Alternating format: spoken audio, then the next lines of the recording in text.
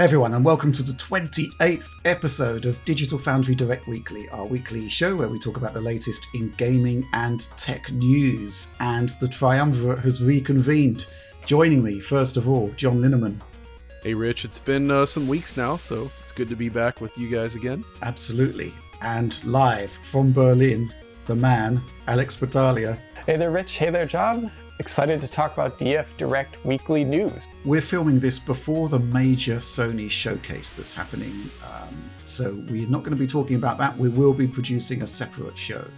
So let's move on to the topics that are on the docket. We're going to kick off with the new PlayStation 5, the CFI-1100 series, and kind of curious. I mean, John, you're kind of like a sort of outside observer on all of this. So what's your take so far? Because it began with the video by Austin Evans, right? Yeah, exactly. So I don't actually have the units. I haven't done any testing. I'm just sort of watching from the Twitterverse and talking to you fellas about this stuff that have actually been testing it. And it's so basically the original report was more along the lines of, hey, the heat output is increased from the vent and the actual heatsink is smaller. And basically we're finding more and more that there's a lot more to this. It's not just about any of those things. And, so I guess it seems like the idea here then is to get to the center of this. Like, does it actually have any real impact on performance? Is it actually cooling the system adequately? Because fundamentally the main board of the chips, they're the same, I believe. So it's really just a swap of the heatsink. So I guess it's a question of how efficient that actual heatsink is at moving heat off of this is because, again, stuff coming, basically the heat coming from the rear vent isn't really a good way to judge anything, because a cooling unit that does its job well should produce more heat from the vent, I'd imagine. Yeah, I mean, the thing is, it's kind of totally inconclusive as to what you can draw. I mean, you can get an idea from the thermal camera, where the centers of heat are, and basically the sort of system for expelling the heat. But the things from my perspective, first of all, I thought Austin's video was well worth watching because it was the first time we actually saw inside the new unit, right? And we did get to see, we got an explanation for why the unit is 300 grams lighter. And on the face of it, the explanation is that the heatsink has been quote unquote downgraded, and it has been downgraded in terms of surface area, the thermal conductivity of material. I mean, I think aluminium's got 60% of the thermal conductivity of copper, and there's a lot less copper in there. But going back to your point, John, I think there are changes to the board based on new information that's emerged. Oh. But this is the kind of difference between a console and a PC, right? Because if you take a PC motherboard and you basically put a smaller cooler on it, logic suggests that it's going to run hotter, right? Unless there's some kind of crazily more efficient design. But Sony does have control over the whole system and the firmware, of course.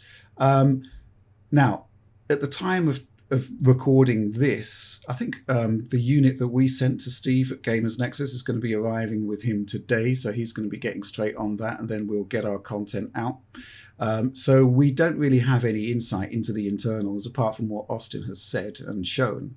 I did put an article out on Eurogamer, which was basically first impressions of my unit, which was to say, we know how to stress the SoC to basically produce maximum power consumption. I mean, if it's really simple. I mean, if you go back to Remedy's control and you turn on ray tracing and then you go into photo mode, the frame rate cap is removed. The GPU runs absolutely flat out. It's always above 200 watts, right? So what I did was really quite straightforward. I just ran that system fully tapped out for hours on end. And the fan didn't spin up. Everything seemed to be fine with it. Since I did that article, I repeated that, and I actually stuck it into my IKEA Besta media cabinet, which has no real business hosting a PlayStation 5. Wait, so how can it be called the Besta anything. Well, it's not best in terms of housing your next generation consoles. But put it this way, the PlayStation 5 barely fits into the shelf there. And even though there is sort of air outlet at the back, there's actually two big panels there which block most of the output of the on the back. It's really like a stress test condition here. And I just left the control test running for a couple of hours, and no change to the fan, didn't speed up. What I did after that was to basically benchmark the system using games that we know don't run at 60 frames per second, that run with an unlocked frame rate. So we should be able to repeat the results. And I didn't see any change to the output of the PlayStation 5. So my sort of initial conclusion so far is that it's a PlayStation 5. It's using the same power output as the original launch model. There's been no change to the SoC. And as for the quality of the thermal solution, well, it seems to be holding up. The only reservation I think generally people have is longevity, because if you have got a system that's running hotter, then generally the silicon would degrade quicker. But we could be talking years here. And based on my tests so far, and we're going to have a full review, I don't think there's anything to worry about with the new unit. And I don't really see any reason to be that concerned about whether you should buy the old one or the new one. The old one, according to Steve, had issues with cooling the memory modules. All right, I remember that. Or specifically one of them, which was, I think, running at 93 Celsius. So, yeah, I mean, it may well be that they've revised the board or the cooling for that particular part of the board, and you may end up with a net gain.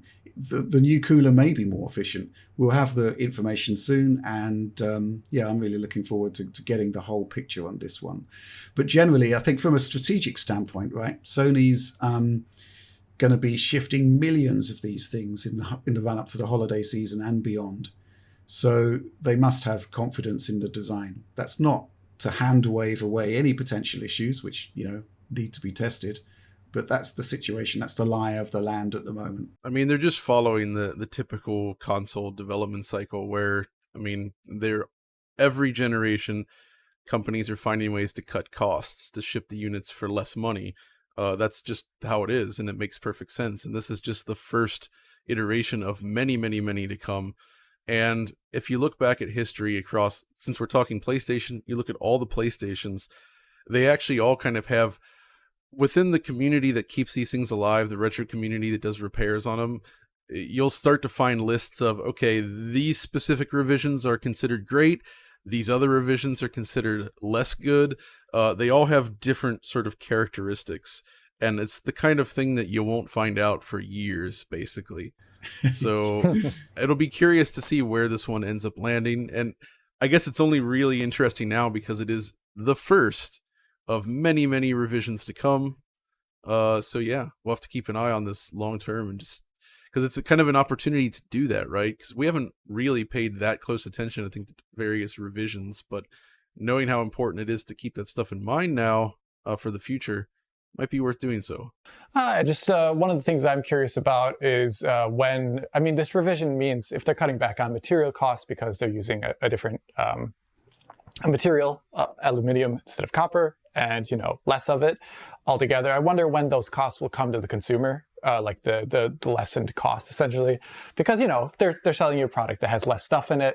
So I wonder when it transfers to the consumer. Maybe in a year, maybe in 2.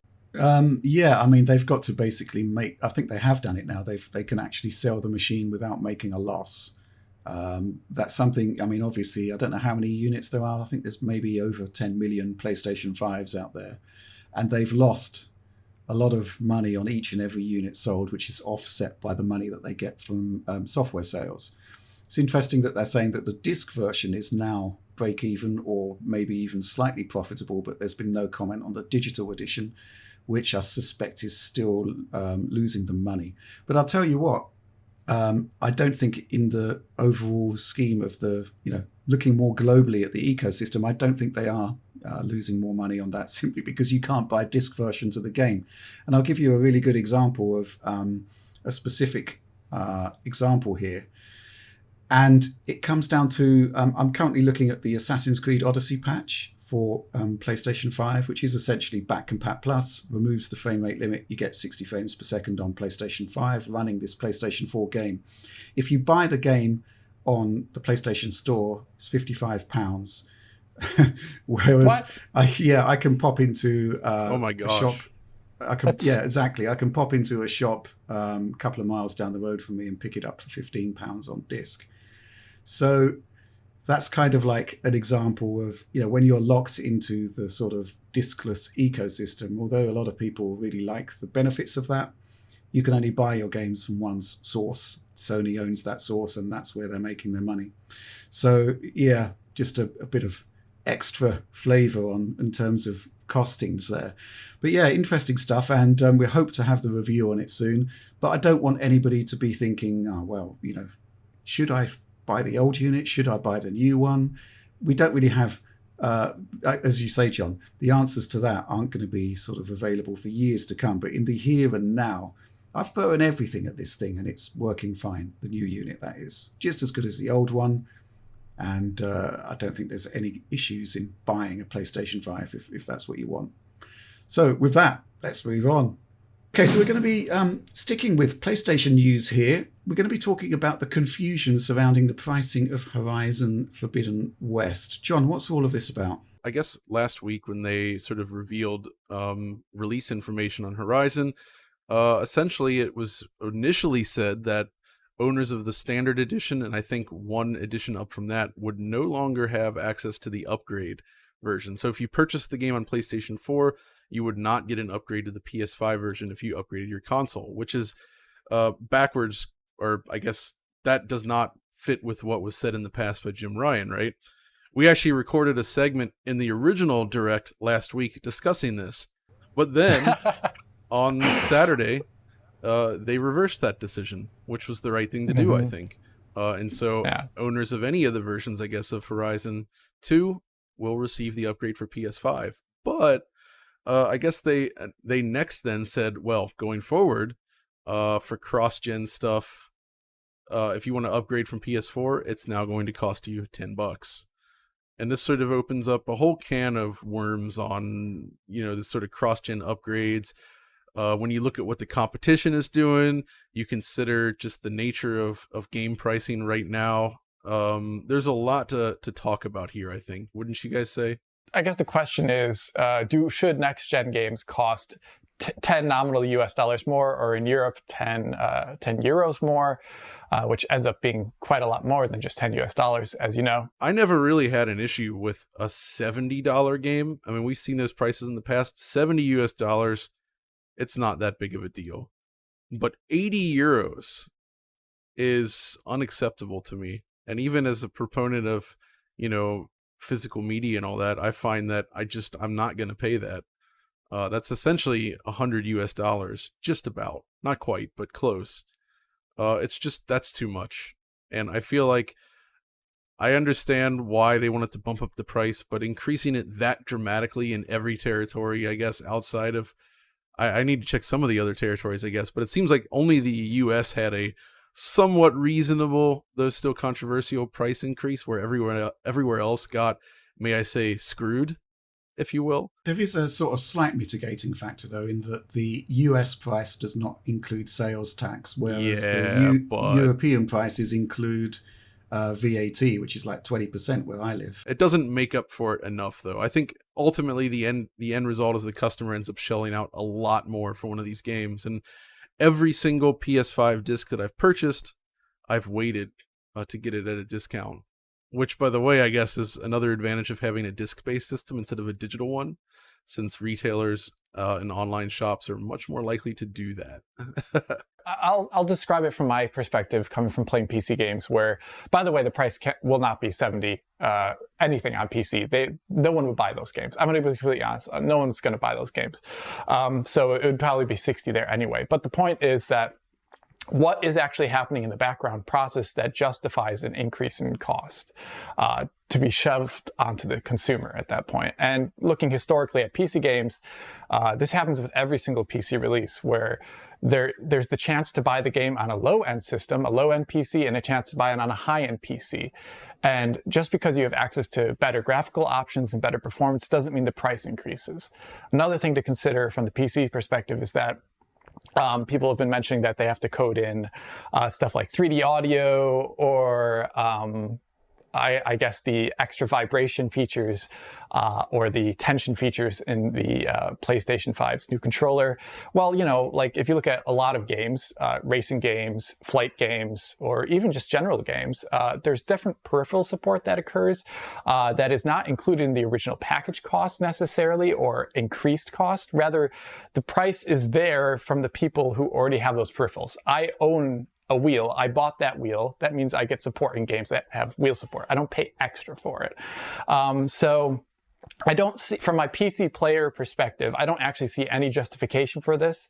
And I think Microsoft sees it that way too, because they have this continuous idea of a generation of games that you buy a game one place, much like you would on PC, and you play it through all their devices that they have. And it keeps getting upgraded each time. And I imagine if they introduce a new Elite controller with, for example, like these tension features in the controller buttons, which they may end up doing at some point. I don't think that's going to make the game cost extra on the Xbox side as well either. So I just see this as, like, competitive-wise, it doesn't make sense, other than the fact that Sony's dominating.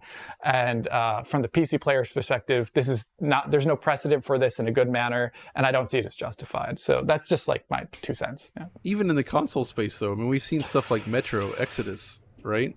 Yeah, I mean, that was a significant improvement, and that was not an upgrade they charged for. Is that right? Yeah, it's free. So if they can do it, and they're a much smaller company, it seems like I still can't believe that the Ghost of Tsushima price was like so much higher for what it was. That's one where I was like, while it's true they did give PS5 owners at least some of a free upgrade with the enhanced original, but there wasn't enough added here to warrant that, basically. It's a really interesting one, and I'm seeing both sides of the equation here. First of all, let's talk about Microsoft. I think it's fair to say that their game sales of their first-party titles have undoubtedly reduced significantly. I mean, we're not allowed to quote the sales data that we've got available from the UK tracking source, but it's no secret to say that for Microsoft first-party titles sell less now because of Game Pass. So Microsoft, when we talk about Microsoft, we need to also factor in that the entire budgetary outlook for how those games are paid for has changed. It's done on a subscription basis for the most part now. So, they're basically looking to increase subscriptions, and game sales and revenue from game sales are secondary to that objective, I would venture to suggest. However, I get 100% where you're coming from, Alex. If we look at the PC side of things, right, just going back to the last generation, the PC versions often had stuff like higher resolution textures, improved artwork, improved features, which you didn't pay extra for. And in fact, the PC versions, for various reasons, were significantly cheaper because there is no platform holder that takes a 30% cut. So, from that sort of perspective, the concepts that the developer is putting in extra time and effort, and they need extra money to pay for it, isn't really borne out on the PC side of things. But then again, on the PlayStation side of things, they've always targeted just one specific platform or two consoles in the case of PlayStation 4. So, there is additional effort there. But, it's an interesting discussion we had the other day, Alex, about the concept of additional effort. Because you can put additional effort into anything. I mean, you were talking about a more efficient multi-threaded renderer, for example. Right? Yeah, you could put in the effort to make sure the engine scales higher to many more thread count, but it's not reflected in the price. It's only reflected in the subjective price, I guess. If people buy your game, they see that it's not using their hardware correctly. So then it goes down in market price as a result of that. Or maybe it goes up in market price as a result of that. That's pretty rare, though. I don't think that would actually ever happen. But, just the general idea is that there's a lot of things that happen in the background on the PC side where you're technically investing in a lot more time and effort, and it's transparent, or it's not so visible to the user other than the fact that the product comes out, and it's never reflected in the price for different versions. It just seems so. I don't think that's a good argumentation to say why these games should cost €10 or $10 more. Yeah, but moving on, I think one thing that does need to improve is communication, and it's kind of a bit strange that Sony just didn't predict that there would be this backlash, that there would be no upgrade path for the PlayStation 4 to the PlayStation 5 for Horizon Forbidden West.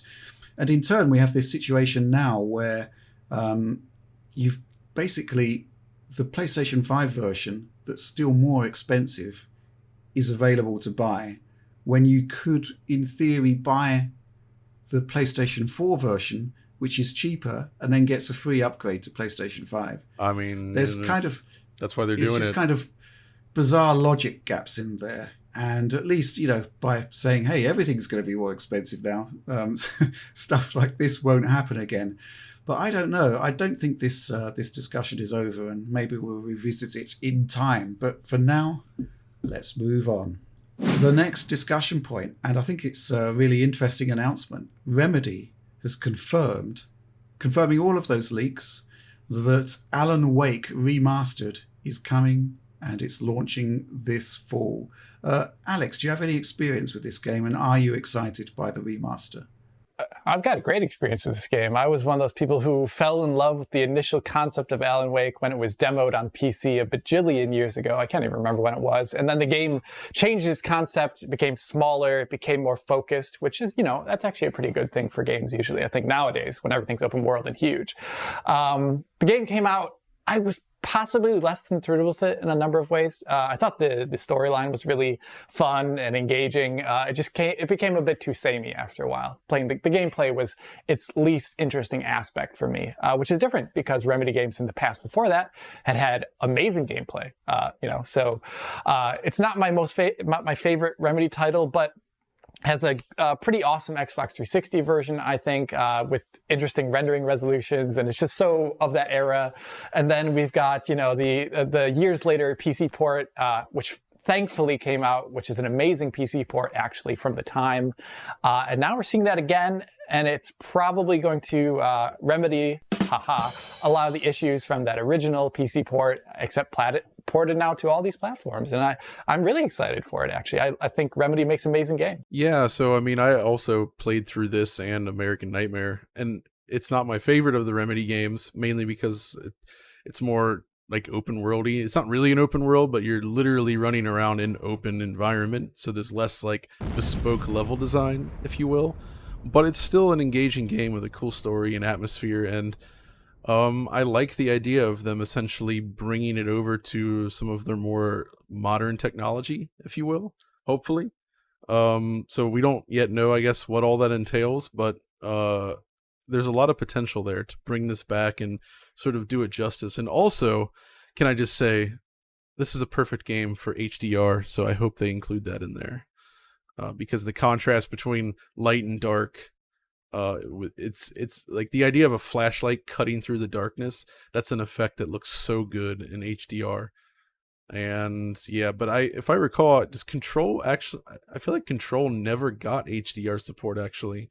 Control did not get HDR support actually, so you have to rely on auto HDR through Windows or through Xbox in that case. But auto HDR on Xbox only works on backwards compatible games. I believe that is true, yes. So I guess you have to use the PC to get HDR there, which is a shame because Control is once again one of those games where it has a pretty awesome color palette in darkness. It's curious that they're bringing this back in this way. I gather that the Remedy team is very fond of it, and it kind of makes sense. I mean, I don't believe they own the Max Payne license. I think that's like with Take-Two or whatever, or Rockstar. Obviously, Quantum Break, I don't think they're too fond of how that went for them. So, really, like, if they wanted to remaster an old project, this is kind of the only one. So, it does make sense. And I'm sure there's a lot of people that haven't played it. And also, times are different now, and I think people might appreciate it more through the modern lens than when it was first released. I'm just looking back at the original article that we wrote about this in 2010, 24th of May. I remember reading that. I read it too. It's basically, well, at the time we said it's 540p, which I think has been revised since then to 544p. Wow. That 4p is, make or break. Wait, 960 by, wait, 540, 960 by 544, that's the Vita resolution. Oh, man. However, they did use 4x MSAA. So this was an interesting discussion point at the time in terms of, image quality and how it all works out. But at the same time, obviously all of those limits were broken with the PC version. But I think it's fair to say that probably the majority of the audience who did play the game probably played it on Xbox 360.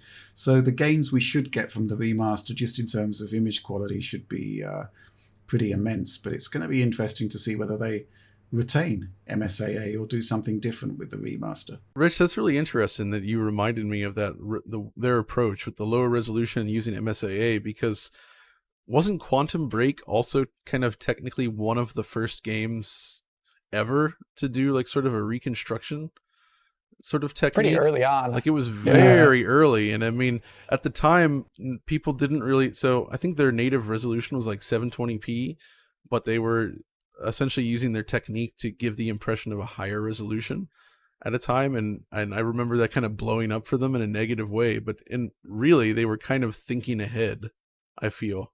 There is definitely a kind of journey, rendering-wise, moving from Alan Wake to Quantum Break to Control. And I was actually a pretty big fan of Quantum Break, and it's kind of a bit sad that the game has had issues that kind of got in the way of the great things that it did do. And, I guess we did see a lot of those ideas and techniques fully realized in Control.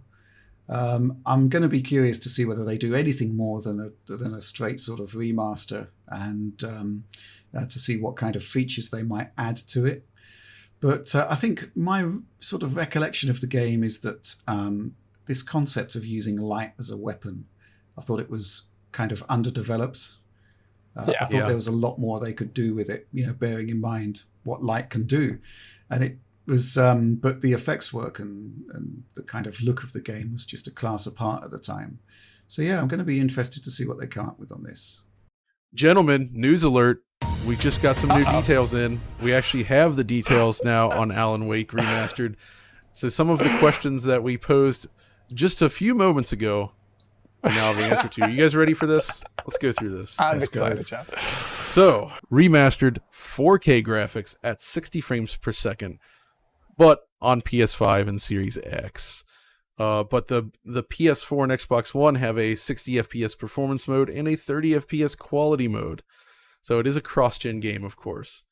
They say they're redoing the cinematic scenes, improving the facial animation and lip sync. They're sort of enhancing the environments and the character models. They have new hair and shaders as well. And they say improved visual effects and lighting. Unfortunately, so one, there is no HDR support, which is disappointing. And also it seems that they are not going to be adding any sort of ray tracing features due to the fact that it's built on older technology, which I can understand. I mean, that makes sense, right, Alex? It's pretty, that's disappointing, a huge undertaking. but still, that's a lot of work. But, that gets into the topic we just talked about with what does it mean? But it needs to cost $10 more now. I'm just looking at the resolutions here. PlayStation 4 1080p, PlayStation 4 Pro Performance Mode 1080p 60, PlayStation 4 Pro Quality Mode 1296p. We should maybe get a table up here or something. It says 1296 to 21. Wait, or is that just the final? That's the final output. I think it's just the render output, the rendering resolution and the output. But it looks as though certainly on the PS4 Pro and Xbox One X upwards, they're retaining 4X MSAA, which I think is great. But it looks as though the base consoles don't have it, based on what we're seeing here, which is curious. I'm not sure if that's possible, because I've talked about this before on the channel, but Alan Wake, if you turn off MSAA, it uses MSAA to do all of its transparency effects. So it gets rid of all the vegetation if you turn off MSAA. So we'll see if maybe it has 2X or something like that. I don't know. Yeah, I was going to say maybe it's a lower quality MSAA solution, like 2X or something. I don't know. I'll be curious. Okay, there's going to be DualSense functions, and we got some PC-specific information here. It's DX12, 64-bit. No ray tracing, but there will be DLSS, which is kind of interesting, right? Because performance isn't really a problem on that old version, right? Maybe it is now, though, because they've increased the graphical presentation a bit. I don't know. For PlayStation 5 and Series X, it actually specifies 1440p at 60 FPS. I think that's the performance mode. Is there... Oh, that's right. Is there going to be a... Did we say that there's a... No, they don't. Quality they don't mode? Say anything about No, you're quite right. Quality mode. So... Yeah, that's going to be interesting, isn't it? Curious. Yeah. 1440 with that 4X MSAA is still pretty awesome, to be honest. Am I going to assume these are back compat then upgrades? I'm guessing this is a back compat plus situation. I don't know. The resolutions are different. That's absolutely happened before. I don't know. We got some more questions to get answers here. The Crysis 2 and 3 remastered are. They've got the PS5 version up to like maxing out at 4K now, and it's targeting 60 FPS. The PS4 Pro does not hit that resolution, nor does it go for 60 FPS. So it is possible to do that. I'm curious, Rich, like you said, DLSS, this game's not going to be very heavy. So I'm curious if DLSS can be combined with MSAA. Dude, has that happened before? I don't think so. No. I want to see that. I mean, yeah. Well, I don't even know. What would that look like? Well, it'd be really cool looking. Probably perfect image quality, I'd imagine. There's a ton of interesting information here. Still some questions to resolve. But sort of good news and bad news on the technical side of things. And I guess we just need to kind of see some final code at this point. It's interesting that they're actually talking about download sizes, which kind of says to me that the game is finished. Beyond that, they talk about save transfer, how you can go from one like PlayStation 4 to PlayStation 5, but not back, which to me suggests that actually this probably is a native app after all. So otherwise, none of that I don't think would apply. I'm really looking forward to that. And, well, let's move on to the next topic. Here's the thing, right? At some point, we have to take holidays. Well, apart from me. No, you do too. You must. You do too, Rich. You gotta. Maybe soon. But the bottom line is that we really wanted to do some stuff on Quake Remastered. John was the guy best placed to do that. You did do that stream with Machine Games, though, for QuakeCon, which was really, really good. But we didn't actually do anything on the channel, and the moment has kind of passed. But we've got to talk about Quake Remastered because it's pretty awesome, right, John? Yeah, so Quake Remastered is phenomenal. Very well done. It's a conversion from Night Dive Studios, of course. We are big fans of Night Dive here. They always do exceptional work, meticulous work even. Their focus is primarily on bringing back classic games in a way that feels extremely authentic, right? It's to the point where every little rendering feature that you would expect is properly simulated or like matched on a new machine. Obviously, the case in point I often bring up, and because it just tickled my fancy so much, was that the Doom 64 thing where they, basically did the tri-point texture filtering to mimic the N64 in a shader, which was cool. So they've brought that here. So Quake Remastered is in fact Quake Remastered, but although they started from GL Quake, one of their objectives was clearly to essentially solve the problems with GL Quake. I pointed this out in my Quake DF Retro, where when you play in the hardware accelerated mode, a lot of the original visual effects are broken. The way water works, for instance, it's essentially they just sort of like warp a flat surface texture around to give the impression of moving water. And then when you go below the surface, it looks like they're just sort of adjusting the vertices in a weird way. It gives you the impression of motion, but it's shows seams in the level and it doesn't look great. It was never quite right. Things like that. They actually finally fixed that. So the water is now correctly animated. It's still a little different from software mode, but it's much, much more like that, and it looks fantastic. They even retained the transparent water feature from GL Quake, though, which is cool. The underwater ripple is actually sort of derived from the N64 version of all things, which looked better than any other version of the game when it comes to the underwater even effects. rendition Faraday, John? Yeah, Are you serious? even better than that. It's and that's just one feature, but they also added a lot of extra upgrades. Like you get actual colored lighting now. You get real-time dynamic shadows from everything. They upgraded they have an option for higher quality models, for instance, and they did this I think it's cool. They did this very subtle sort of improvement to all of the game's meshes. So like enemies, weapons, all this stuff. I don't know if it's just like a subdivision kind of thing where they just took the original model, subdivided it some more, or if they actually went back and recreated them to look authentic. But either way, they do look authentic. You also get per object motion blur, per pixel motion blur, which is cool. And when combined with the interpolation on the models, which is nothing new, of course, but you combine that together, that looks great. And I think actually Kaiser, SV Kaiser, Sam was he? I think he was the guy who first pioneered this sort of animation interpolation in these older games. Yeah, I think it's like the initial code that he developed was eventually taken over into GZ Doom and things like that. I think back in the day. I'm pretty sure like he's the guy that originated this stuff, which is super cool. So that's of course brought forward. There's a lot to say about the actual tech side, and maybe at some point I will do like a revisit this maybe in some way. But beyond the actual tech side, the actual they added new level stuff. So you've got the original Quake with the 9 Inch Nails soundtrack. You've got both of the original mission packs. You've got the one add-on pack that was done by Jörg from Machine Games previously. It's I'm forgetting the name on it now. Yeah, it has a really funny name. Something Machines? No, the second one is the something of the machine, and that's the second. That's the new one. They essentially did a brand new episode for Quake with a new hub and tons of amazing levels. And as we discussed in that stream, the guys at Machine Games loved Quake so much they would just get together on Wednesday nights and just like make Quake maps together.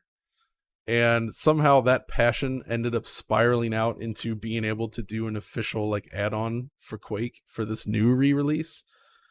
That's awesome. Which is fantastic. And on top of that, the game is now on all the consoles. So we have more console versions of Quake, and they're actually really, really well done. Obviously, they run super well, even on Switch, 60 FPS everywhere, all the visual features you could want. My only complaint there is that I do feel like the gamepad, this is difficult. The aiming on the right stick, the way they do acceleration on there is a little bit weird feeling somehow. The dead zone stuff is a little weird, but I've always seen that that's very difficult to get right when you take like a PC game like this and sort of have to build gamepad controls for it.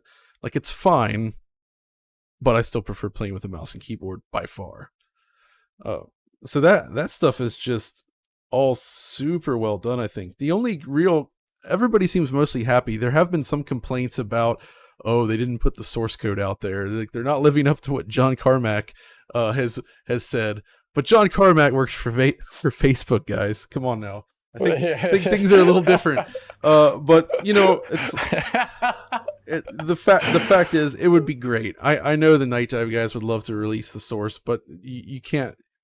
If Bethesda isn't into doing that for this version of the port, that's fine. I'd still rather this exists than not, because there was no other way where you're going to get this on all those platforms, and it's fundamentally they own that. They can do what they want with it. So if the difference is a release but no source code versus no release at all, then obviously I'm going to take that new release, because it doesn't take anything away from the original Quake stuff. And yeah, so for me at least, it's all good. I love playing this version of Quake. It's like my new favorite source port at the moment, I think. And the new episode alone is worth the price of admission. And I don't know the price off the top of my head, but it's quite cheap, actually. For one of the greatest games ever made, the most influential games ever made, having a new version that you can get, like this, just do it. Plus, This also ties into our earlier topic. If you owned Quake on Steam for all those years, you get this for free. Yes. Yeah, it like gives you the ability to choose the original game when you launch it or the remaster, which is awesome. You get to keep all your old Quake stuff, but you get this in addition. So we've got co-op play, right, for the new missions or all the missions. Oh, I forgot to mention that. The split screen. Split screen. Oh my God. It's amazing. So the split screen, obviously, that's a great feature, right? You can play co-op and split screen deathmatch. But if you play it on the PC, like on an ultra-wide monitor, like I did 2-player co-op on that, you actually get basically what looks like 2 pseudo 4x3 displays. So you basically have 2 instances of full screen Quake as you would have seen it on the same monitor, running on the same PC that you can play. And the only thing I haven't tried yet that I want to try is hooking up multiple mice and keyboards. Because if we could sit at a big desk with two keyboards, 2 mice, and play some Quake together. And one other question, obviously, from my perspective, I mean, I've sunk untold hours into the multiplayer back in the day. And, lunchtime deathmatch was a thing, right? So this basically allows for pretty easy access to multiplayer. You don't really need to worry about accessing a multiplayer game of Quake anymore. There's no difficulties doing so, right? Is it crossplay? I think so. I have to double check on that, but that would be pretty rough though if you were playing on a console versus a PC player, to be honest. But I'll have to double check because some of their previous releases were crossplay. But you're right. The main point here is that you can easily get into multiplayer games. You can easily connect with your friends. There's no hoops to jump for anymore. Not that it was that difficult to get a classic Quake game running. You could still do it, but you had to be a little more dedicated to get there. But now it just kind of opens it up and lets people play Quake again. Well, I have just Googled, as is my wont, and I have confirmed that crossplay is enabled. So you can have Switch versus PC. Possibly more useful for the co-op side of things. Definitely for the co-op side of things. But, actually, that's awesome. It's just gets better and better, right? So basically, we didn't have time to do a full video on it, and I'm actually really regretting that now. So maybe we should go back to it if we can find even if we just do a let's play with some co-op or deathmatch. Maybe I can get the developers on, and we could talk about just working on. I don't know. There's a lot of potential avenues there. I've covered Quake so much, but I kind of feel like highlighting this one more time would be pretty cool. Put a pin in it, so to speak. I'm curious if it can cross-connect clients between the old version, though, and the new version. Like, does it have full access to the console commands? It does. Oh, right. No, it probably yeah, but it probably uses, like, back-end Steam services and stuff, so it probably couldn't even connect to the old client anyway. Never mind. All the CVARs and stuff, it all seems to be very much Kex-based. Okay. Where, I mean, so actually, I don't know how it directly... I don't know. I need to check. I need to investigate this more. But a lot of the commands that you would use typically in a Kex release are there as well. Okay, so final news topic of the week. It's been added by the docket by John, who's desperate to speak about this. And Desperate. It's desperate. Nothing will stop him. And it just simply says here, new Little Big Adventures game in the works. John, take it away. So this came out of nowhere yesterday, and I would expect most people watching this channel may not have any familiarity with the Little Big Adventures series / the Twinsen games, but it's 2 games released by Adeline Software back in the 90s. Isometric adventure style games for the PC with some unique combat mechanics. A little bit Zelda-esque with a bit of a more graphic adventure kind of stuff to it. I'm a big fan of these guys. It's really amazing games, and I kind of figured it was basically dead at this point. And in fact, I think I mentioned to you guys the first piece of game-related, like any sort of like writing I ever did was an article for Hardcore Gaming 101 on this series. I love it that much. So I was happy to see that it seems like they're getting some of the original developers back together to build a new game. I mean, obviously it's probably a very long way away at this point, but I'm fascinated and extremely happy to see that the series itself could be returning. Do you think this will be classical styled, or do you think it'll have a lot of modern innovation? It's honestly impossible to say right now. It's something we're gonna have to see. So there's not that much to say yet, obviously. I just wanted to throw that out here just to let people know, like, if you enjoyed this game back in the day, it looks like there is more to come. So I will be keeping an eye on this personally. Okay, well, that rounds up our news stories for the week. We're going to be talking about some DF content now. So we're going to be talking about some Digital Foundry content now. But before we do, John, I don't know what I'm looking at on the docket here. So I have a question for you. Right. Do you love horses? Do I? Are they the best of all the animals? The best of all the animals. Well, you know, obviously the contribution of the horse to human civilization cannot be understated, but the best of all the animals is obviously man's best friend, the dog. And I'm joined here, special guest, completely unannounced, by Digital Foundry. Come on, boy. Oh, here we go. Oh, yeah. Is he in view? There he is. A little bit Yes, we got him. There he is. Good boy. Have a little treat. Oh, he's so There cute. he is. Okay, so that is truly That basically answers best the of all the question. animals. He is the best of all the animals. You know, he always makes me feel good when things are pretty grim, and he's just got a relentlessly positive outlook. And what can I say? He's a champion. He's a good boy. He's a Yeah, good aren't you? You're a boy. very good boy. He likes to cuddle. He's a little bit camera shy today, but That's all That's all right. right. I there would be he too. is. But I think we do actually have some content to discuss, right, John? Starting with the new DF Retro. Yeah, so as is tradition, I reveal the topic before it's finished. I'm currently working on it. It is late this month because, well, I was off and then some other video projects came in first. And yeah, now we're finally back to it. And the topic I can reveal is Ridge Racer, the second half. Yes. What do I mean by that? Racer. I mean, it's no secret I love Ridge Racer. I talk about Ridge Racer a lot, and I'm going to talk about Ridge Racer some more. But the idea here is essentially to look at Ridge Racer. It was basically around for 2 decades, more or less. And the second decade was very different than the first. Whereas the first, it was very new games coming out all the time. It was a hugely important game for the PlayStation, and then it launched on PS2. And then it got weird. Then Gran Turismo had happened, and things kind of changed for a while. And then it sort of rebirthed on the PSP, and then from there. So for this video, I'm going to talk a little bit about that history between Ridge Racer 5 up through the PSP, because the main attraction here is Ridge Racer 6 and 7. I finally want to give them their due, so to speak, because I do like them both, but it's also, I still think, one of the most interesting Xbox 360 versus PS3 comparisons out there, because they are not the same game, but Ridge Racer 7 has all of the tracks from Ridge Racer 6, as well as the cars and such, and it's really an interesting look at a development snapshot for that specific time frame, especially in Japan, where we know that Japanese developers did not adapt very quickly to that platform, to those new platforms.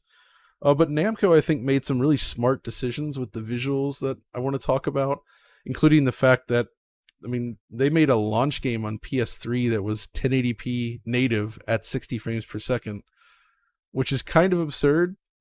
And the fact that it looks as good as it does, it opens up this whole topic about how you design your artwork and like how ambitious you are with certain technical features. By sort of pulling back a little bit from trying to push that stuff, you can often deliver a more beautiful game at a really nice fidelity and frame rate. And I think that's exactly what they've done there. So what can I say? Ridge Racer. I mean, I actually suggested this one to you a while back.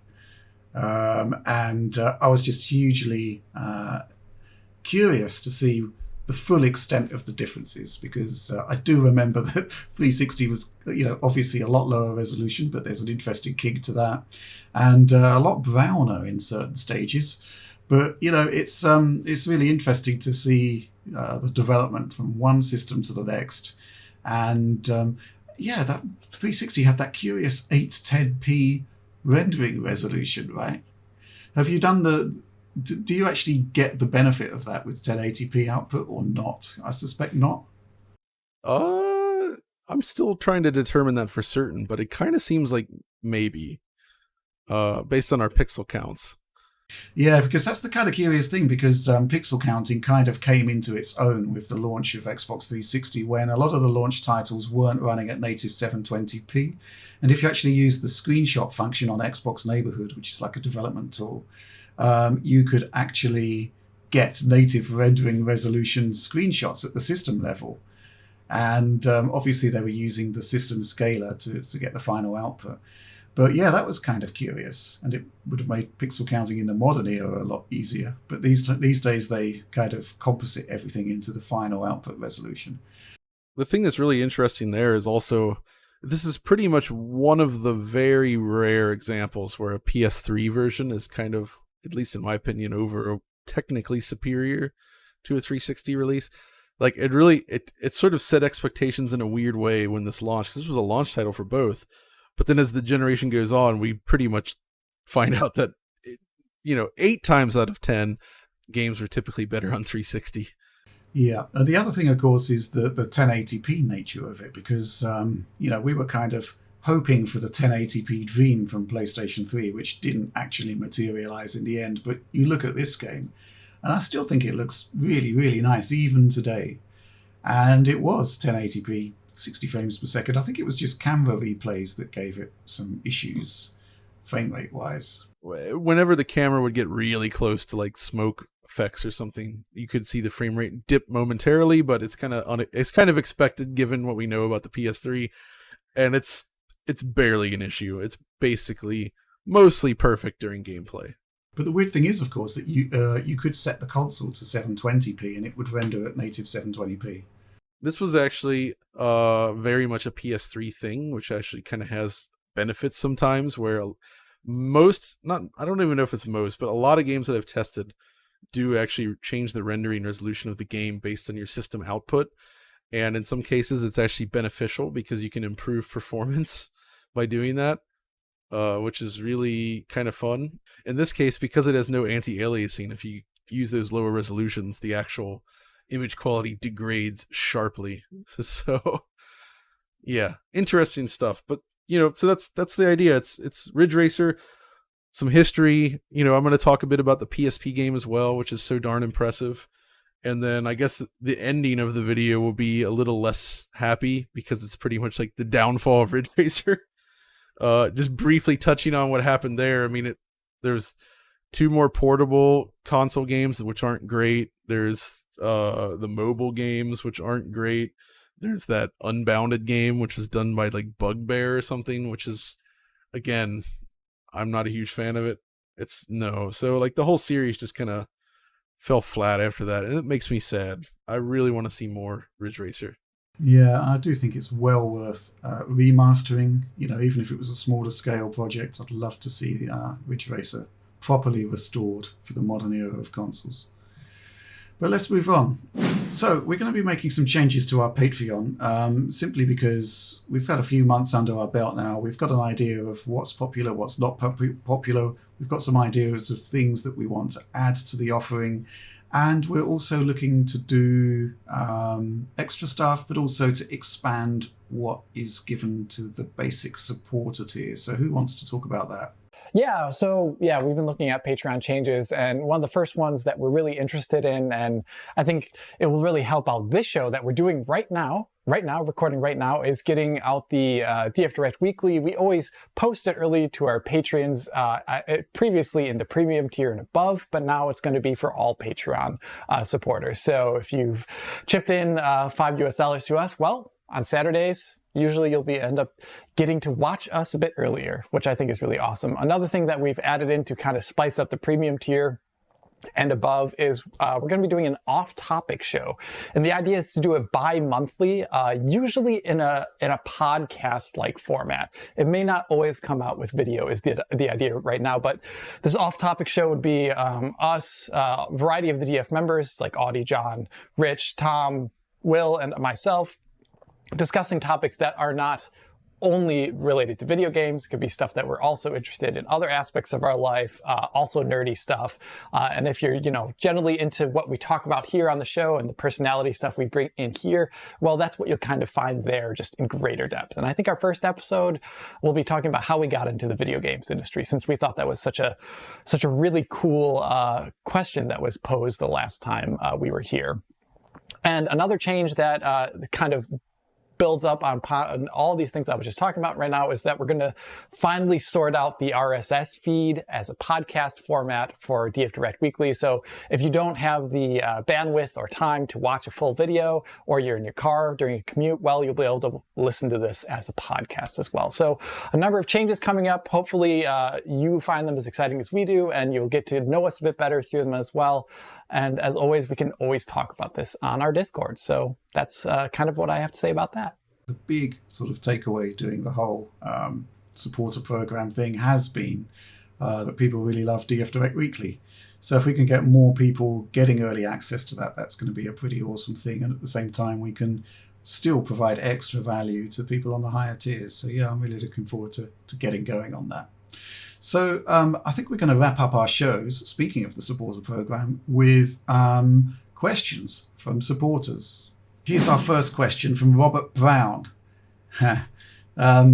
Would you rather a theoretical PS5 Pro doubled the compute units to 72 or added some kind of machine learning core for better AI upscaling? So there have been a number of rumors this week about a prospective mid-generation refresh for the current generation of consoles arriving. I think dates 2022 was meant. No way. 2023 was mentioned. We'll talk about that in a minute. But Alex, what do you make about this sort of question that Robert Brown has asked here? I think, well, it's not going to be such a... the machine learning, like tensor cores, are not the same size on the die as doubling the compute unit. So it wouldn't ever be this give and take in this method. I would like that, actually. Maybe it would, for example, if they did do that, and say there's a PlayStation 5 Pro, and they did add machine learning to it, they could actually make true that 8K moniker on the box, for example. So they could use machine learning to bring up games to 8K, which we've seen on the NVIDIA side is okay at lower resolutions, starts getting really good if the game's already at native 4K. In general, though, I think if there is a PlayStation 5 Pro, I would like machine learning hardware in it. I don't think it needs to be that much more powerful from normal compute side of things. Rather, I would like to see a much more robust ray tracing implementation than what they currently have. Yeah, I'm kind of with you on that, Alex. Actually, I think looking at it more rather than just like adding more compute units or something like that. I think looking into things like machine learning and beefing up the ray tracing features would be more beneficial, right? And I feel like that's something that could scale well enough between an original PS5 and a theoretical PS5 Pro. And it, and yeah, obviously with machine learning, that would actually allow you to reach that 8K resolution, but I don't think actually 8K is that important, to be honest. I feel like it's just not right now. And I think it's kind of a folly to chase that high pixel count at the moment. And in fact, that is better spent on just getting to like a higher quality 4K image, to be honest, at the moment. So I don't know, but it's really tough to say what they're going to do at this point, because like what we've heard from some of the engineers that work on this, it's becoming increasingly difficult to improve the specifications of these consoles in a meaningful way within a certain budget limitation based on the current rate of improvements that we're seeing in this space. And I really think it really is the stuff like machine learning and the ray tracing features in particular where I think the consoles need the most improvement, whereas everything else is fairly well balanced as is. And I feel like stuff like DLSS hitting, I think that only came into its own well after the consoles could have had any sort of comparable solution ready. You know what I mean? So I feel like that's the one area where it's really missing right now in terms of something that would have been super useful. The question is asking basically, do we double the GPU size or do we add AI upscaling? I don't really see any benefit of doubling the GPU size, simply because it makes the machine completely unviable to make. It would be a gigantic chip. And again, I'm going to refer people to the interview we did with Andrew Goosen, the chief architect of the Xbox Series consoles, where basically he's almost ruling out a Pro console. I wouldn't say completely ruling out, but he's basically saying that the cost per transistor is not declining. It's either static or getting higher. So the concept of producing a console at a mainstream price point becomes very, very challenging. And that's exactly why they did an Xbox Series S. I mean, to paraphrase him here, the idea is that further on in the console's life cycle, you would reduce the cost, right? You would make a slim version. They were saying that they can't really see a road to that being able to happen. So that's why they made the Xbox Series S. So you get your cost reduced version at the beginning of the generation. Now, whether that's actually going to come to fruition, we don't know. This concept that, there's a lot of rumors going around at the moment about Pro consoles targeting 8K resolution. There's been no real evidence that 8K is becoming anything worth doing at the moment. There's no sort of demand for it, really. We're still in the transition to 4K, arguably. And the concept of rendering natively at 8K, I think there's one project on console that we're aware of that's going to be doing it, which is upcoming. But beyond that, it's just not required. It's just not needed. The GPU can be put to better use elsewhere. And the concept of spending billions of dollars, net total, making all of these machines that for TVs that people aren't going to have, that I just don't really see it happening.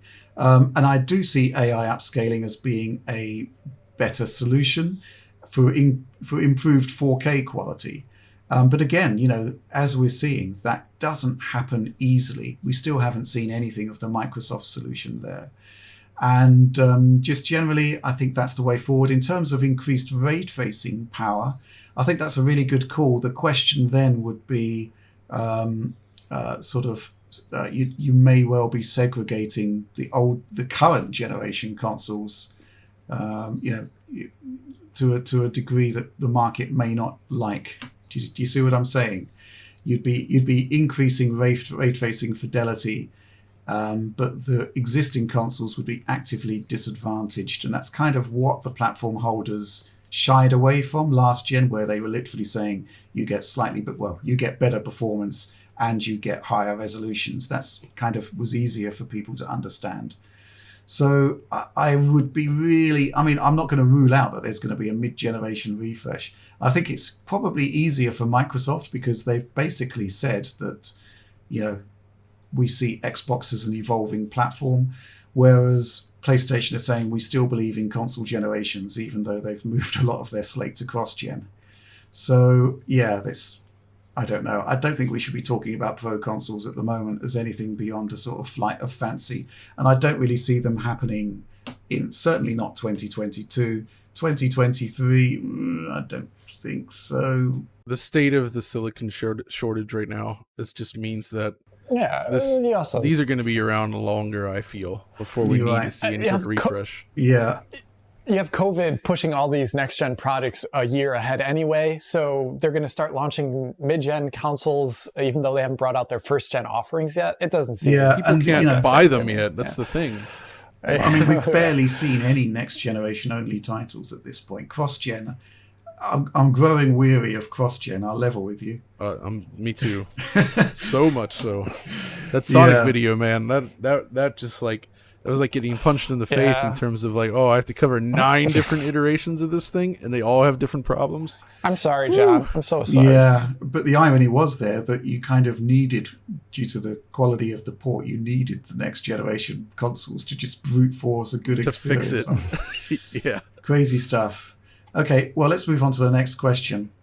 And it's from WM Cheerman. Hello guys, love the show. My question is, what are the exact differences between mesh shaders and primitive shaders? I keep hearing the PlayStation 5 only has primitive shaders. Is this correct? And how will that impact games? Great question. Alex? Yes, on a technical level, from what I understand, the PlayStation 5 has the equivalent of what the original Navi had, which was primitive shaders, and not the complete RDNA 2 mesh shader implementation. And on a technical level, actually, it won't be such a big deal for a lot of projects. Because honestly, you're going to have a lot of the same functionality mapping just slightly differently and with more limitations. But from what I do understand is that primitive shaders do not have access to the same programmable amplification stage that mesh shaders have. So there could be technically very interesting tessellation schemes that happen in mesh shaders that do not happen with a primitive shader. But in general, I'm going to say it's going to take a while for devs to even use mesh shaders and primitive shaders anyway, because they're doing some of these things through compute anyway right now, and they would need to maybe go back and rewrite all that stuff, or maybe they're doing it through their traditional pipeline now, so they have to rewrite all this stuff. It's going to take a while. It's, right now, I don't think it's a big deal. Maybe in 4 to 5 years, we'll see some benefits on that on the Xbox side through certain titles. But right now, I think both are not using it mainly. But both definitely are not using it. Yeah. We've had mesh shaders since Turing 2018, right? Yeah, and it's using like one title, by the way, on PC mesh shaders. It's a Chinese MMO, I think. Yeah. And it's beautiful though. It's an Unreal Engine 4 title. They use it. They're using mesh shaders to do like super high poly meshes, non-nanite style meshes, by the way. So it's traditional rasterization. Looks really good, but it's like the only title I know, and it's been like 2+ years. So, well, I think that's pretty much covered off that question. Let's move on to the next one. So this one's from Kevin O'Connor. Question. I like this. Question. I love this name. That's the way to pose a question. Question. I like it. He's getting a reasonably optimized. He's getting a reasonably optimized performance from newer PC games, starting to require increased hobbyist / technical knowledge. Again, creating a higher barrier to entry for new PC gamers. Optimization is always a part of PC gaming, but things felt more straightforward during the Windows 7 era, when there were fewer variables compared to the previous or current eras. Context. These days, settings for newer features like HDR, FreeSync, resolution scaling, modern anti-aliasing types, and so on are fragmented across graphics card and monitor dashboards, old and new Windows control / system panels, and in-game menus, and are often poorly labeled. This is on top of considerations that have always been there, like resolution, texture quality, and so forth. I'll bring you in a moment, John, but Alex. I don't agree with this because I think it's never been easier to get a game running well on PC. You have to, because the consoles are now closer to PC than they've ever been before. And, I think we've had really great CPUs for a while on PC now, so you're getting to 60 is usually not a big challenge. I don't find the settings menus have gotten worse in any way. If anything, they've gotten better because we now have preview windows with images saying what they do. They even have a lot of ports have things that say like, how expensive is this on your CPU or GPU? I think it's actually gotten way better than this Windows 7 era that you're romanticizing there, Kevin.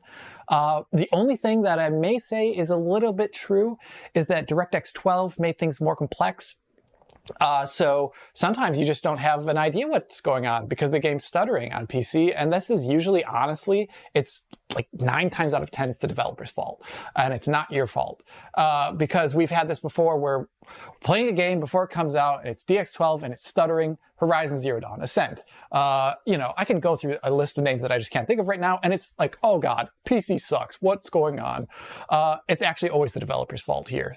So that's all I have to say about that. But yeah, I think it's passion. I love it, Alex. What do you reckon, John? Because you still play a lot of PC games. I do. And I actually think Alex is only talking about one half of the equation. You've missed a very important part, and this is the part that sucks about modern PC games. The displays HDR. and the sound hardware that people use today, there's a lot more variation and there's a lot more variables to deal with. When you're talking things like HDR, for instance, it's a pain on the PC still. It can absolutely be, depending on how your display handles it. You have to worry about, well, I got to make sure I get the right bit depth, for instance, otherwise you're going to get nasty color banding. You can't use 8 bits per channel. That doesn't work. So you actually do need to know that your graphics card needs to be very specifically set up to display HDR correctly, because the PC isn't even going to tell you that, right? You can start a game in 4K, 8 bits per channel, and just go, and it'll actually work in HDR, but you're going to have issues. You're going to see tons of color banding in the skies, especially, things like that. And if you're not aware of why that is, that can actually be difficult to fix, because that requires fiddling around in your graphics card control panel. And then once you get into that, you start to deal with, once you bring FreeSync into the mix, or G-Sync, I feel works pretty well out of the box. Primarily, the FreeSync stuff I find to be a little more fiddly in general, which can be annoying. And also just the, dealing with full screen versus exclusive full screen kind of modes, like borderless window versus full screen. Like sometimes one works well and the other does not. Like you'll get weird frame persistence issues, even with like VRR. Like, so you see the games themselves, exactly what you said. I think they're easier than ever, and getting performance is easier than ever, and it's excellent. But all this other stuff related to external devices that you use, I find has become more difficult, but it's not necessarily the fault of it. It's just the fact that there's now way more options than ever before, more standards. And, I think things like HDR and using like your surround sound setups and stuff, that's very fiddly on the PC, because primarily I think most PC gamers probably don't even use a display that has those features, right? If you're trying to use your PC on like a home theater setup, it's a lot different than just loading it up on your monitor. You know what I mean? The plug and play nature of PC is, I'd say, better than ever before. But there's areas where, because there's no standardization on the PC platform, that it makes it, you have to become a professional, not a professional, you have to become an amateur at knowing some things. But one thing I want to mention really quickly, because you mentioned borderless windows and full screen, this is another area where I almost feel like the developers at fault. Yeah, yes, 100%. Like every single time where they don't have, where they call things like, for example, full screen when it's obviously borderless window, or they have borderless window mode that hides frames and doesn't show them in a triple buffered manner. I just had this. I had that with No Man's Sky back in the day. I just had it recently with Serious Sam, by the way, too. So there's like there's just, because it's kind of Wild West in a little way. It's a little bit Wild West. You have to be on top of that API game on PC if you're shipping a latest title. You have to know what Windows is doing to your like display. A lot of developers on PC still literally enumerate resolutions instead of querying Windows. You see this, it was in Resident Evil. I mean, that's it. It's this relationship between Windows and the game, and a lot of games don't get this right. Yeah, I just don't think developers honestly know what Windows is doing, and they're not paying attention as much, or they don't care.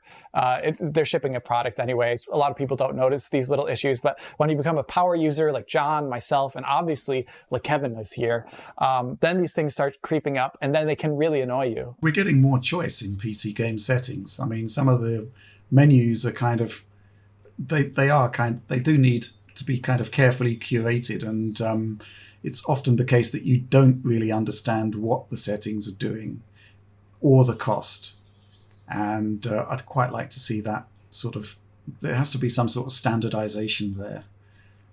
It's kind of crazy to see just the sheer amount of flexibility you have in tailoring the experience, but it kind of assumes that people know what they're doing. But you're right, there is also the whole issue with full screen modes that aren't full screen. And there are games like Metro Exodus where you don't have the flexibility to tailor everything to your liking. And that's not great. So it's a difficult one. I think the biggest thing, I mean, we saw it with the Crysis 2 remaster, where they're not going to put in a can it run Crysis mode because people thought they were missing out by not running a mode that was designed to basically nullify your PC by ramping up everything to the max. But that kind of sums up where we're at the moment, right? Where if people see ultra settings and they can't have it, they think they're missing out on something. It's the classic fear of missing out. FOMO. And to the point where they actually removed that mode from the Crysis 2 Remastered because they were kind of thinking that people were fundamentally thinking that their game was suboptimal. I think that's funny because they've already done this before. That happened with Warhead, Crysis Warhead as well, where it was like, we're just going to change the labeling so people don't. Well, they did it with quite. Put on your. That was the crazy thing with settings. Crysis 2. They kind of moved in the opposite direction, where the low setting was like high. Do you remember that? They just changed the label. Low setting was now high because and that is kind of an interesting perspective on things, right? Because control on consoles is basically low settings with medium reflections, but it looks awesome, So it's, you're missing out on something that's actually quite small iterative upgrades by going higher. And I want to complain about Windows handling multiple displays and switching between them. It's still clunky. You have to use like third-party tools to even get something remotely functional. But it just feels like I want to move over to this display and then back to my PC monitor. It's always a hassle. Like, it just drives me insane. Like, get it. Like, sometimes you'll do it. Oh, it looks like it works. Oh, but the sound doesn't work. And then I can't figure out why. Reboot the PC. It's fine. Then I go back and then the resolution and desktop placements are all messed up. So I got to reorganize all that.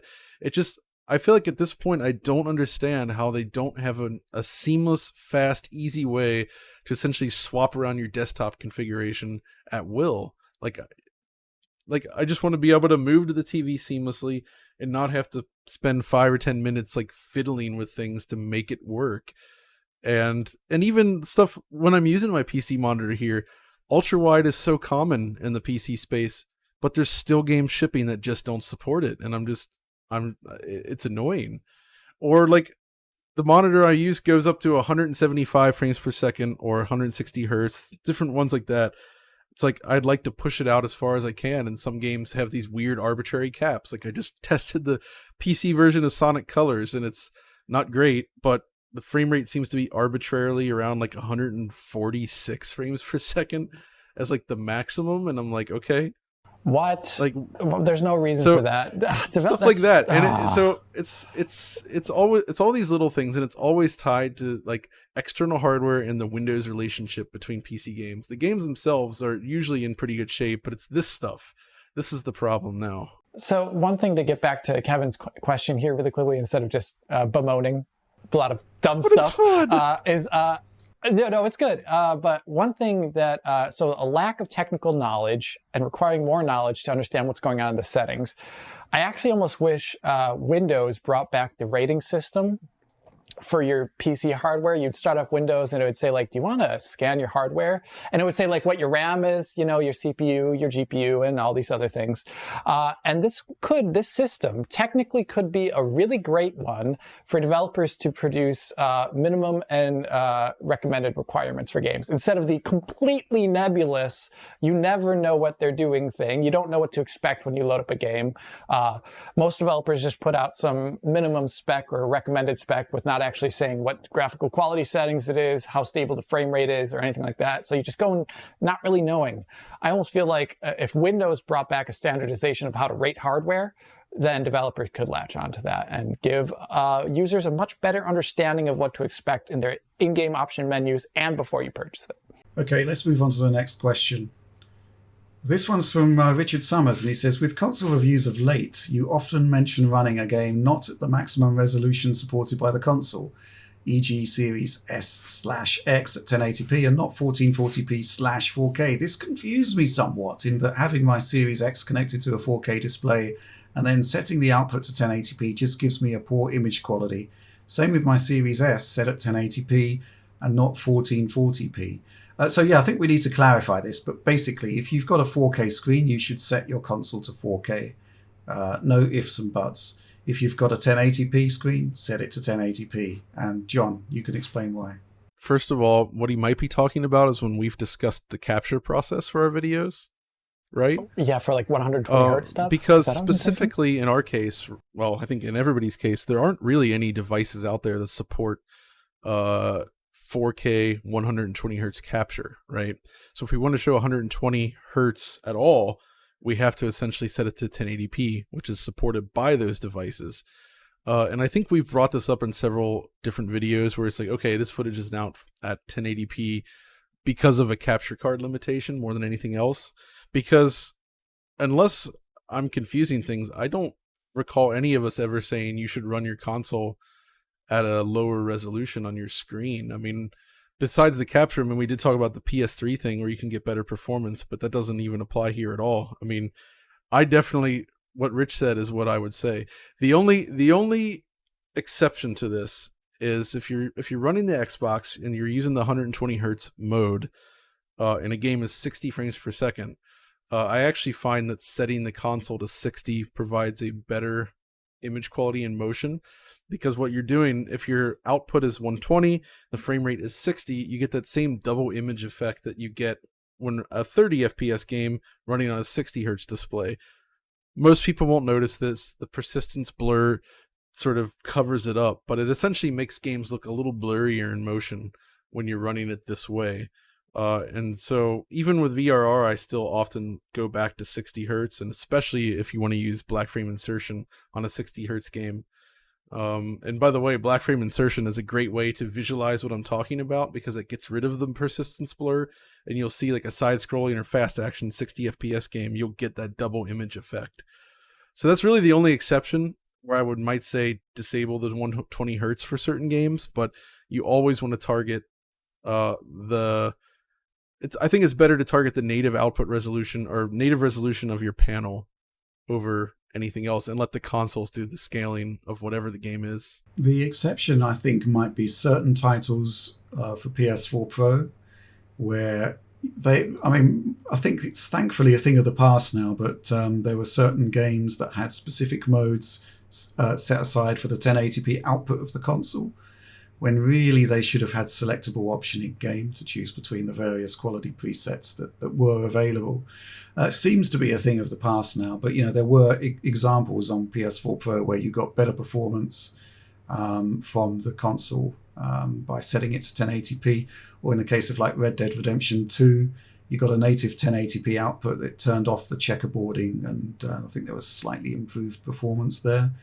So yeah, that's pretty much the only exception. But yeah, I think one thing which we probably should do a little bit of work on is actually what happens when you have like a display set to a different output resolution to your display's native resolution.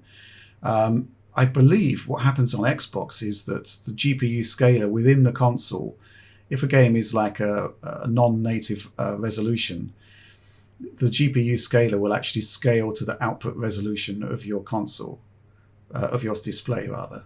So if the game is native 1440p and you've got a 1440p screen, it should actually render native 1440p if it uses the system APIs. I'm not quite sure what happens on, well, obviously PS5 doesn't support 1440p, but I'm curious if there's like double scaling going on there as there was with PS4 Pro. I could see one weird exception that's pretty... So a few displays, it's very rare, have the option to do a nearest neighbor upscale of content.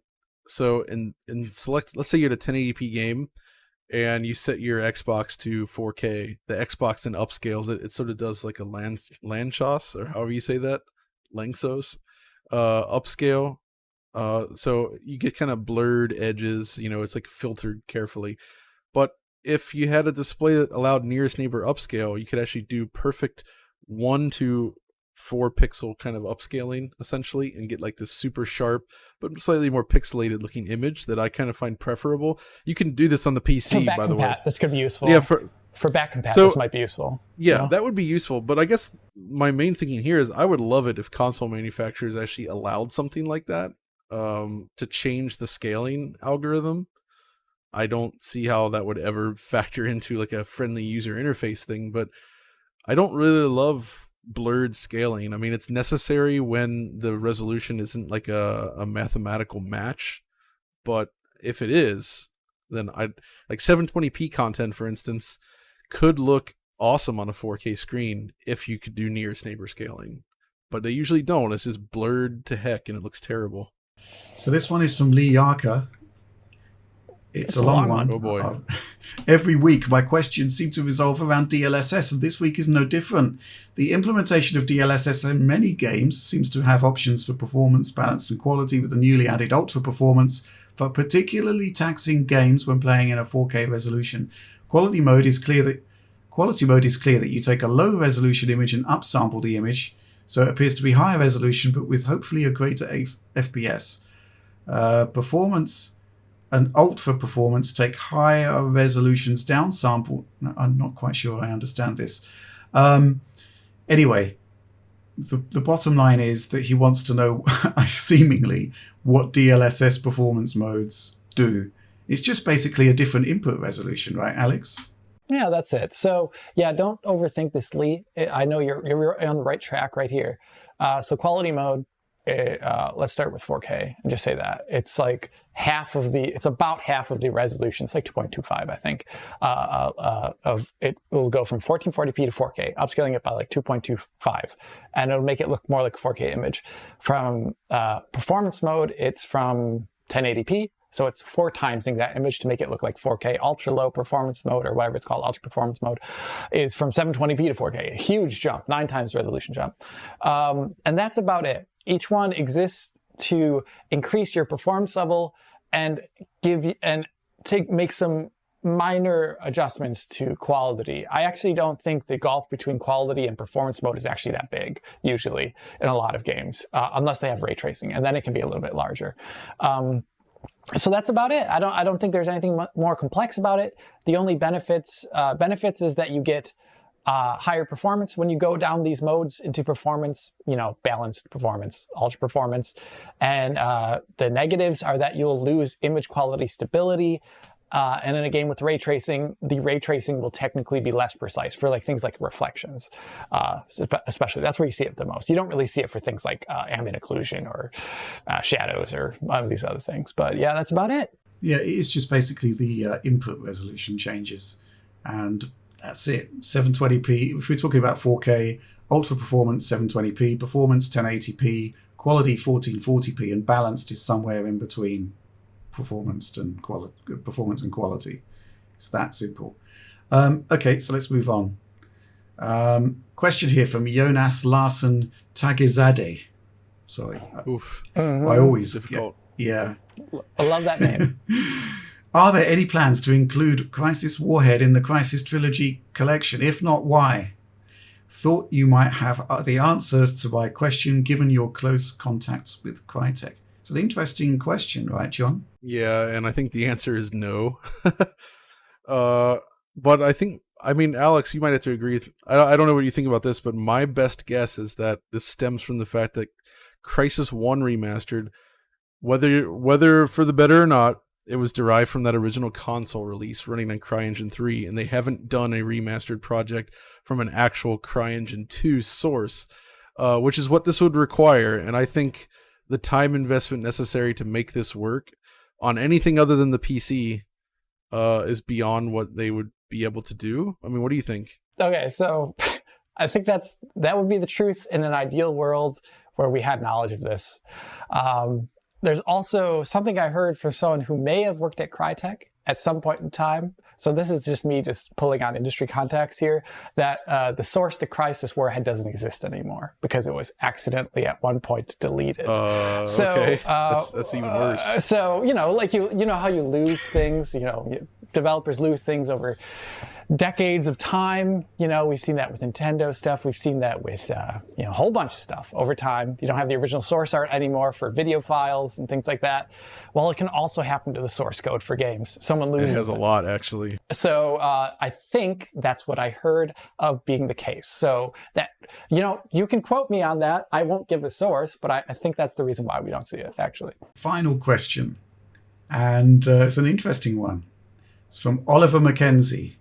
John and Audie, and to a lesser extent Alex, seem. Lesser extent, yeah. I just love. You've been instantly Lesser discounted extension. here, Alex. You have been judged. Anyway, let's start again. John and Audie, and to a lesser extent Alex, seem very interested in retro titles, even those that came before their time. Richard, however, does not seem nearly as attracted to older games, despite despite the fact that he lived and worked through basically the entire era of 2D gaming. It's a bit of a stretch. Why do you think this is? I'm kind of curious about this question. Why do you think this is? I mean, you could just say, Rich, why don't you like retro games so much? And you've actually answered your own question there, which is, let me just make clear, I have not lived through the entire era. Actually, I have lived through the entire era of 2D gaming. Lived. Yeah, but I through it. I wasn't perceptually aware of the very early beginnings of 2D gaming in the 1970s. My mind was on other things, like crawling, learning to talk, such like. But you have answered your question to a certain extent here, to the fact that I lived and indeed worked through those eras, right? So from a journalist's perspective, and indeed the DF mission statement, it's like the state of the art in gaming, right? And I'm always constantly looking forward. And I have lived through all of those games in the past and played them and reviewed them. And, it's just my personal opinion that I want to look at new things. So I do appreciate the games of the past, and I can maybe appreciate them in a different way to other people because I was actually there when they were current and when they were new. But, certainly when you're in a games journalism environment, there's always something new around the corner, something that you want to take a look at. And so I'm just kind of programmatically wired to look forward and to see what the new things are that are happening. That isn't to say I don't appreciate the games of the past. Isn't to say I don't play the games of the past. I mean, we were talking earlier about the Quake Remaster and just the kind of memories of those death matches and the Q test when that arrived. I was there. I could see that my PC wasn't going to be able to run that game, which in the current era would mean that it's sub-optimized. It's not optimal, which is kind of ironic, isn't it? But it's just basically my personal sort of viewpoint on technology and gaming. I appreciate what happened in the past, and I was there. And, I said my bits about it at the time. And it's just my personal sort of perspective that I'm always looking forward. And, the younger guys can take a look at the older games and come up with their own fresh perspectives. They can talk to the people that were there at the time and try to gain a further understanding of what these games are all about. I think this is all really valuable. That's why we give John the latitude to do DF Retro. But, that's kind of my perspective on it. Similarly, when you get older, you have less time to play games. You're doing things like raising a family, getting married and whatnot. So priorities shift. You have to sort of allocate time accordingly. I'm kind of curious. I mean, it's an interesting question to hear from Oliver, and he seems to be asking you guys why I don't like older games. Yeah, why doesn't Rich do it? I think I have a good answer for that. Go on. And now that I've worked through an entire console generation doing this, the fact is when you do this stuff as part of a job and you deal with the reactions to things, it does actually color your feelings about them in a way. Like when I look back at the old consoles, I have more of an emotional sort of resonance with it. I remember things about it and I appreciate it in a different way. But when I look back at like PlayStation 4 and Xbox One, I mean, I remember a lot of the games I've enjoyed, but it also triggers a lot of other thoughts and experiences, some good, some not so good, to the point where I love the games, but the consoles to me have just become. Rich said this so many years ago, and it always stuck with me. And now I agree. The consoles are just data boxes from which we extract data, right? Like they're not. I don't have an emotional attachment to any of the current consoles at all. It really is just a work tool. The games, yes, but the machines, it's that's all it is anymore. And I really think that happens to anybody that does this kind of stuff for long enough, where it loses something. You know what I mean? Like, it just, that feeling you had in the past, I'd love to recapture that, but it's gone. I'm not saying it's all bad. There's a lot of good sides to all this as well. It's different. Your relationship is different with these machines now. Yeah, so I'm kind of interested in your perspective on this, Alex, because you're, in terms of having a professional relationship with games, it's still, you're only a few years in, really. So what's your take on this? Yeah, I actually think both of you have the proper perspective on this, where you've lived through it, so you've already talked about it, and you're interested in the new, and as well as the fact that, you have a completely different emotional resonance with something that isn't your work. And that is actually how much it is for me as well, too, at this point in time, even though I'm so early in this game, so to speak, where I feel like I'm interested in the tech behind games, and I'm really interested in like new rendering features and all these things, but I'm less like attached to the hardware in the current PC I'm using than I was in the past, mainly because it's the current PC I'm using technically is always pretty top of the line. I'm getting hardware updates to work and things like that. It's not something I'm with for years on an end, and I invest myself every evening in it as a hobby in the same way I did earlier. So I'd feel less attached to like having like an RTX 3080 or something like that than I did when I got like, like an X800 XT back in the day. So I'm less attached to hardware now than I am then. That's definitely for certain. I'm still just as emotionally invested in the individual games that are coming out. Even though I think that, at least on the AAA space, it's still sometimes pretty boring for me, a lot of games, honestly, but that's just, like personal preference there. And there's something to be said about the changing nature of technology. When we were younger, all of us, technology was limited to a place and a time of day. For example, you could not lug necessarily your Super Nintendo around with you everywhere, your PC with you around everywhere. Now we're surrounded by technology and the discourse around technology through our phones all the time. So we're constantly immersed in it versus it being like kind of some sort of sacred special thing on the side that we would do in a very like emotionally attached way. I think that's something that's also changed over time. And the way to get that, you can't go back to that. That's just history now. We're all immersed in technology all the time now. So that's something that also changed in society. So when we go back and look at games from these times, it's also emotionally resonant because it's, it was a specific time and place, and it's gone. I remember talking to you before you even joined us, and you've been displaying that same type of excitement when talking about rebuilding your retro PCs. Yes. Versus the new stuff, right? So I know I've seen you get excited still about that stuff in the same way that I do with that old hardware. There is something there. Yeah. Yeah, it's there. It's 100% there. I mean, if we look at DF Retro and why it's awesome, it's because basically, you weren't a professional at the time. You were a gamer, and you were enjoying these games for what they were on the systems that you had available. You weren't testing them or doing any of the kind of standard Digital Foundry stuff at the time. So, you basically enjoyed the games for what they were. And in the here and now, you can apply what you've learned professionally and kind of revisit that excitement, that enthusiasm, and kind of merge the two to produce something that's interesting and special. But yeah, basically, I'd say the perspective does shift once you become a professional in the industry. And so basically I've been in this game, for like 30 years. So that's why I'm not particularly interested in revisiting the games that I was looking at professionally 30 years ago. There's, one or two really special ones. I mean, it's just, again, I'll talk about it, Quake Remastered. That game was just such a phenomenon at the time that I really want to recapture that feeling. And that's what excites me about Night Dive's work, is not only that they've done that, they've actually tried to make the game sit more comfortably on a modern platform.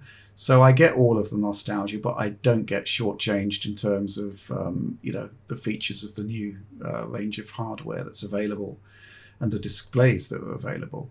So yeah, I think that one kind of sort of sums everything up there Very interesting question.